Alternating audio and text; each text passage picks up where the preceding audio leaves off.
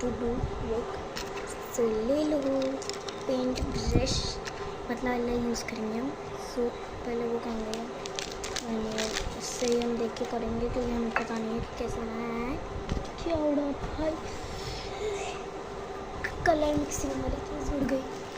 ठीक है भाई साहब, लड्डू मत कर यार, गुस्सा आ गया मुझे मेरे भाई पे। मत करो यार लड्डू, हंसने की कोई बहुत शैतान है रियलिटी में। ओए नो, लड्डू पानी गिर जाएगा।